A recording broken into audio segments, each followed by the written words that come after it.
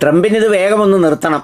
വളരെ പെട്ടെന്ന് നിർത്തിയെങ്കിൽ മാത്രമേ ഇനി കാര്യങ്ങളിൽ നിന്ന് തലയൂരുക എളുപ്പമല്ലാത്ത വിധം മുറുകയാണ്. സംഗതി ടെല്ലവീവ് ഏതാണ്ടൊരു പകുതി ഗസ പോലെയായി. കെട്ടിടങ്ങൾ ഒരുപാട് തകർന്നു. റഷ്യൻ മിലിറ്ററി ഏജൻസിയുടെ റിപ്പോർട്ട് പ്രകാരം തകർന്ന കെട്ടിടങ്ങളുടെ എണ്ണം 4000-നും 6000-നും ഇടയിൽ വരും എന്നാണ് പറയുന്നത്. അത്ര കാഷ്വാലിറ്റിയും ഡാമേജുമാണ് ഉണ്ടായിരിക്കുന്നത്. ഇന്ന് മച്ചമ്പി വളരെ സ്വാഭാവികമായി സമ്മതിച്ചത് എഴുതി കാണിച്ചു ചാനലിൻ്റെ അടിയിൽ. They had all these missiles far more than anyone thought. ആരും ചിന്തിക്കുന്നതിനപ്പുറമുള്ള വളരെ കരുത്തുറ്റ മിസൈലുകൾ ധാരാളമുണ്ട് എന്ന് മാത്രമല്ല, ഏറ്റവും ഒടുവിലത്തെ വാർത്തയനുസരിച്ച് ശക്തമായ മിസൈലുകൾ ഇനി പ്രയോഗിക്കാൻ ഒരുങ്ങുകയാണെന്നാണ് ഏറ്റവും പുതിയ വാർത്ത ടെഹ്റാനിൽ നിന്ന് വരുന്നത്. കാരണം ഇതുവരെ പ്രഹരിച്ചതിൽ ആകെ നാശോന്മുഖമായിട്ടുള്ളത് കാര്യമായി എടുത്തു പറയാവുന്നത് ക്ലസ്റ്റർ ബോംബുകളാണ്. ആ ക്ലസ്റ്റർ ബോംബുകൾ മിസൈലിൽ ഘടിപ്പിച്ചാണ് അയച്ചിട്ടുള്ളത്.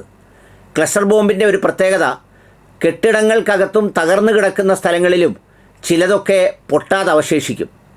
അതിൻ്റെ ഡെബ്രീസ് അല്ലെങ്കിൽ ആ തകർന്നു കിടക്കുന്ന അവശിഷ്ടങ്ങൾ നീക്കം ചെയ്യാൻ ചെല്ലുന്നതിനിടയിൽ വീണ്ടും അത് പൊട്ടിത്തെറിക്കുന്ന സ്ഥിതിവിശേഷമൊന്നും ടെല്ലവീവിലെ ജനങ്ങൾക്ക് വലിയ പരിചിതമല്ല. അവർ അടിച്ചത് മുഴുവൻ ഫലസ്തീനിലെ പാവങ്ങളുടെ പുറത്താണ്. ആ അടിയിലാണ് അവർ ചാമ്പ്യന്മാരായത്. എന്നാൽ ഇപ്പോൾ അവർക്ക് നന്നായി വേദനിക്കുന്നുണ്ട് എന്നതാണ് സത്യം. ഞാൻ വിചാരിച്ചു പോകുന്നത്, ഈ ചിന്ത അവരിൽ ഉണ്ടാക്കിയത് തന്നെ ആ പാവം ഫലസ്തീനികൾ വർഷങ്ങൾ അനുഭവിച്ച വേദനയുടെ അല്പമെങ്കിലും സ്വന്തം നാട്ടിലെ ജനങ്ങൾ അനുഭവിച്ച് അതിൻ്റെ ചൂടും ചൂരും അറിയാനാണ്.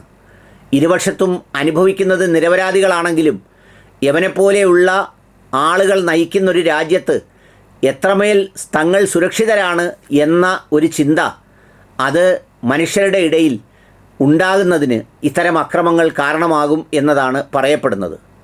ഇതിലേറ്റവും നിർണായകമായ കാര്യം റഡാർ സിസ്റ്റം തകർന്നു പോയതിനെ തുടർന്നുണ്ടായ അക്രമങ്ങളാണ്. അതുകൊണ്ട് തന്നെ ഈ നാശോന്മുഖമായ മിസൈലുകൾ ധാരാളമുണ്ടെങ്കിലും തങ്ങൾ ചർച്ചയ്ക്ക് തയ്യാറാണ് എന്ന് ട്രംപ് അറിയിച്ചിട്ട് പോലും തങ്ങൾ കൂടി തീരുമാനിക്കണം യുദ്ധം അവസാനിക്കാനെന്നാണ് ഇറാൻ്റെ നിലപാട്.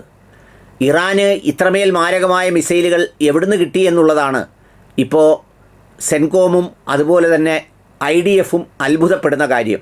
എന്നുവെച്ചാൽ ഇവർ ധൈര്യപൂർവ്വം അമേരിക്കയോട് അല്ലെങ്കിൽ ഇസ്രയേലിനോട് പിടിച്ചു നിന്നത് ഒരു യുദ്ധം പ്രതീക്ഷിച്ച് തന്നെയാണെന്നും അതുമാത്രമല്ല അതിനുവേണ്ടിയുള്ള ആയുധങ്ങളും സന്നാഹങ്ങളും ഒരുക്കുകയായിരുന്നു എന്നുമാണ് ഇപ്പോൾ അനുമാനിക്കുന്നത്. ആകെ അവർക്ക് കാര്യമായി നഷ്ടം വന്നത് നാവിക കപ്പലുകളിൽ മാത്രമാണ്. അതിനെ പ്രതിരോധിക്കാനുള്ള സംവിധാനം ഇല്ലാതായി.